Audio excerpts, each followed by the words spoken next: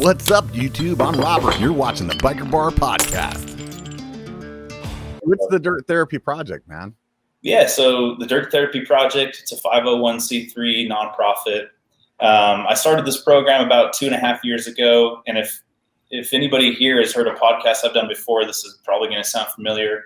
I'll give you the kind of the Cliff Note version of how we started. So yeah, let's do it.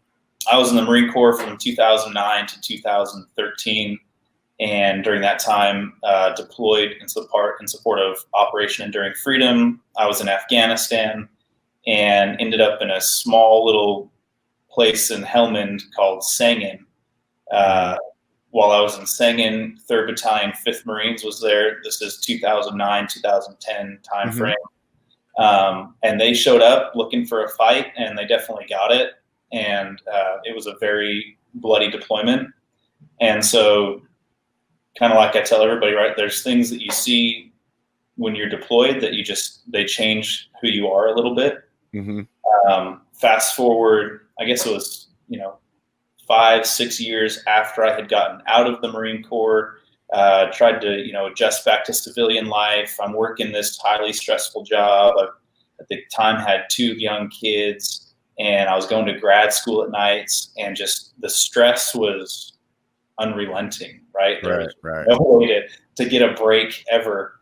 So I jumped on Craigslist, and I bought a cheap, 15-year-old Kona full suspension bike, similar to one that I rode back in high school, and jumped on that, and I'd start riding it after school, after work and before school, and just totally fell right back in love with mountain biking. It was like I had never been off of a bike.